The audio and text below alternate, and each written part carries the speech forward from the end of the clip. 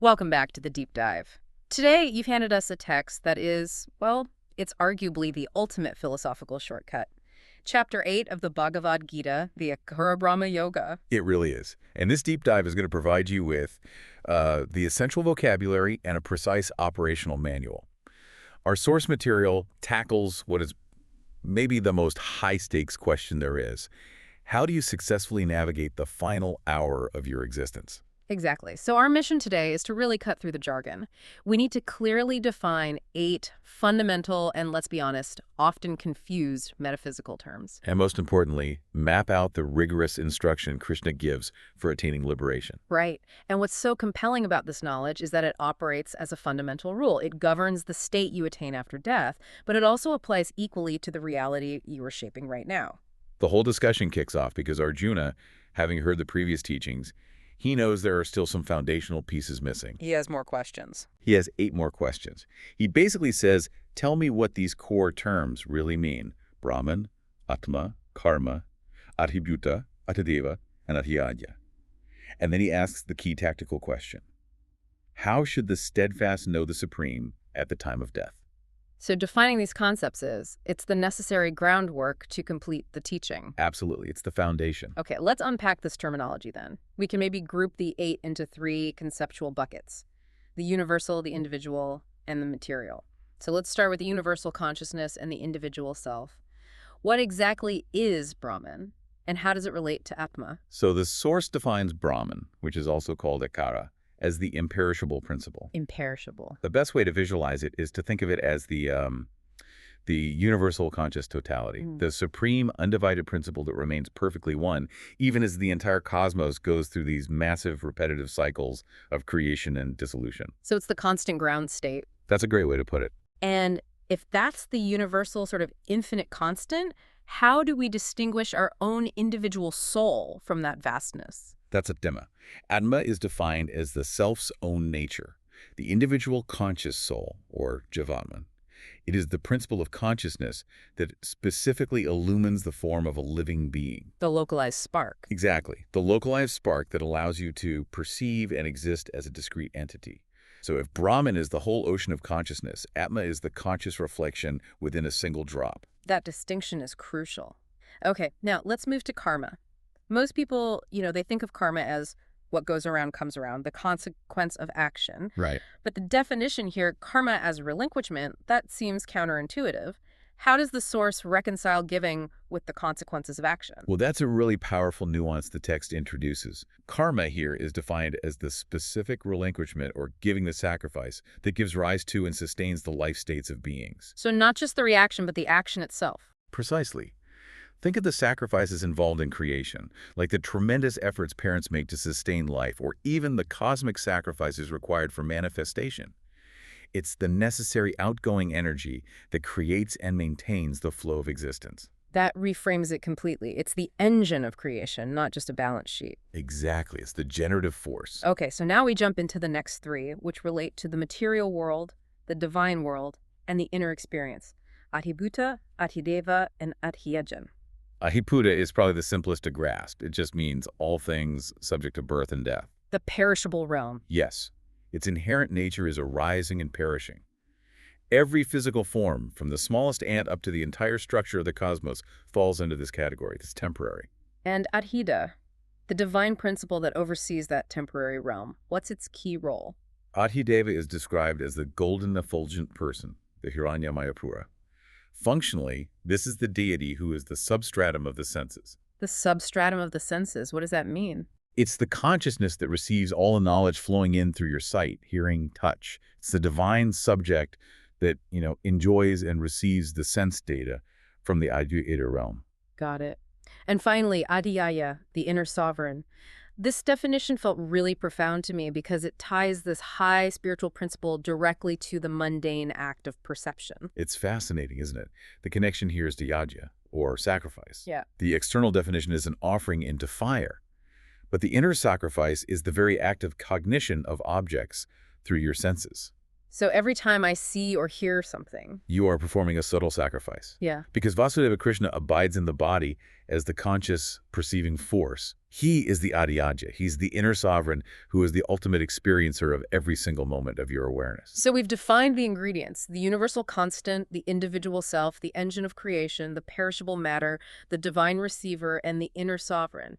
Now let's use those to understand the instruction manual for the single most important moment, the final hour. This is where Krishna states the critical, inescapable rule, which you absolutely must internalize. That is. Whatever sentiment a person constantly remembers or is absorbed in at the time of death, that very thing he inevitably attains. Why is that true, though? Is this some kind of divine judgment? No, not at all. It's a fundamental natural mechanism. It's true because that person has spent their entire life absorbed in that dominant thought. The final thought is simply the culmination of a lifetime of mental habit. So it's impossible for a mind that's been dwelling on, say, trivial things. To suddenly grasp the infinite supreme at the moment of ultimate stress. Exactly. The final thought clinging to the mind is what shapes the destination. That makes incredible sense. It really demystifies the process. And this is why the source makes that critical clarification. This rule doesn't just apply to the next birth. Precisely.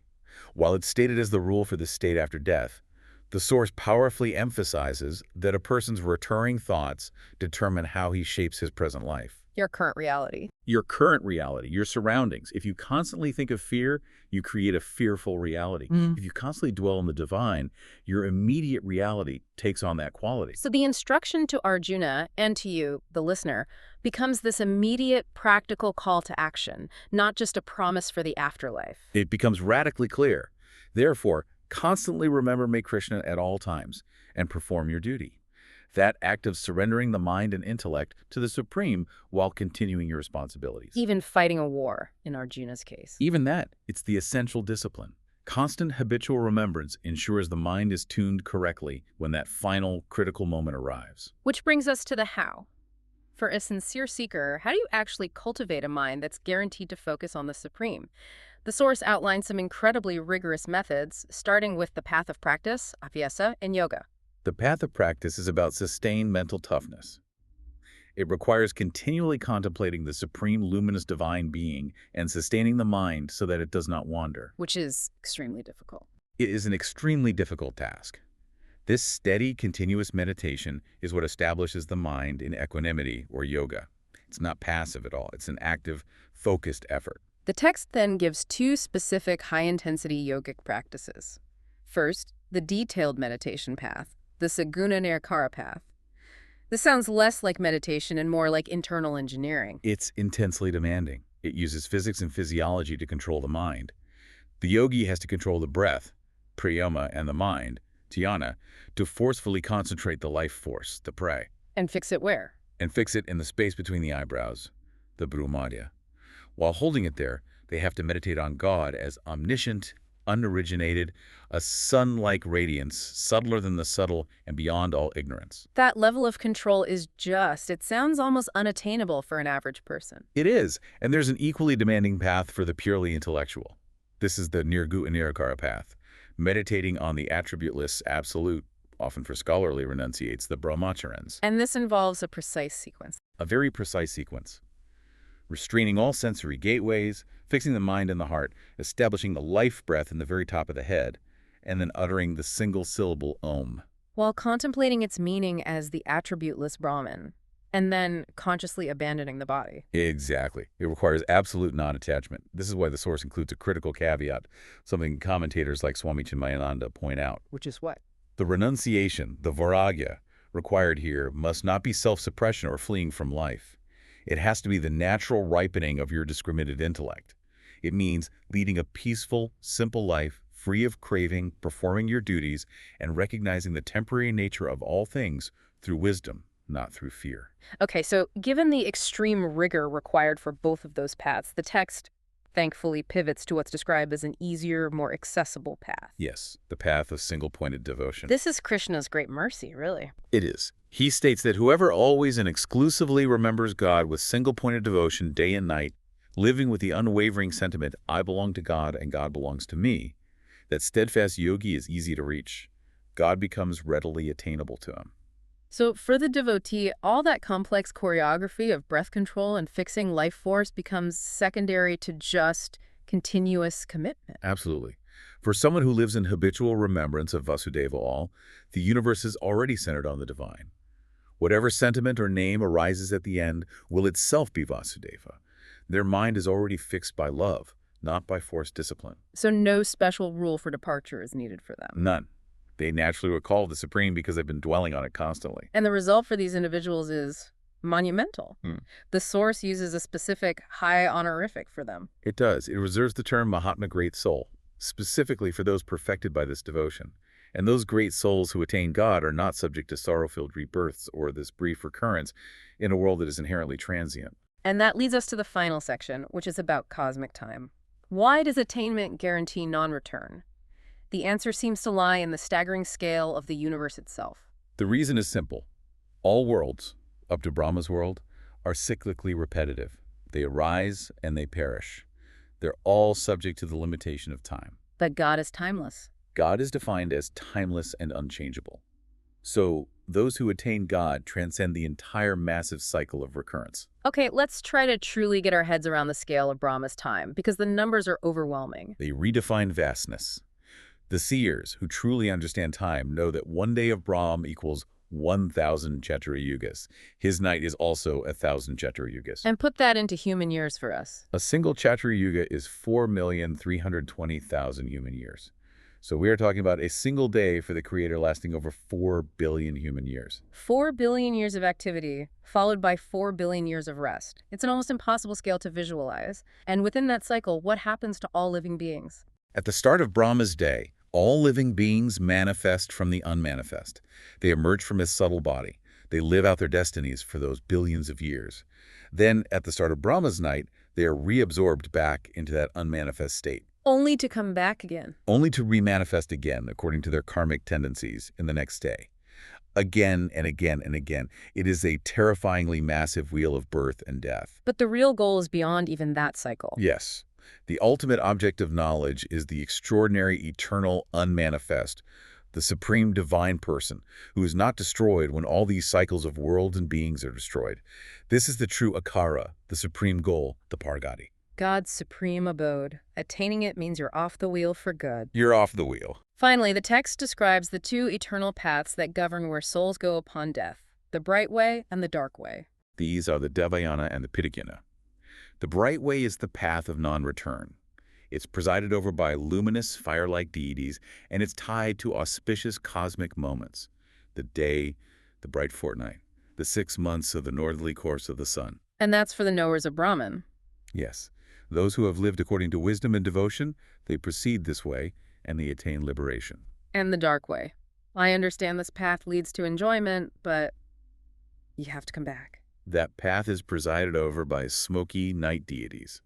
It's tied to the night, the dark fortnight, the 6 months of the southerly course. Those who perform desire-driven, virtuous deeds go this way. So they were good people, but still attached to results. Exactly. They enjoy the fruits of their actions in heavenly spheres, but when those merits are exhausted, they are pulled right back down into the cycle of rebirth. So if a yogi knows this, do they just, wait for an auspicious astronomical time to die? That's a common misconception. Knowing these two paths removes bewilderment, but a true yogi isn't waiting for a good calendar day. They accept the path of equanimous wisdom. So it doesn't matter when they depart. A person established in true wisdom is never lost, regardless of the solar or lunar phase. They don't flee duty, they don't perform rites for temporary results, because their goal is the eternal supremacy, not some temporary heaven. So this deep dive into Akabrahma Yoga really gives you the ultimate manual for living and dying. The paths to liberation through complex knowledge or, rigorous yoga, they demand tremendous difficulty. But the most accessible path, which guarantees attainment, is through single-pointed, constant devotion. And establishing yourself in that equanimous wisdom right now. And remember the connection back to your present reality.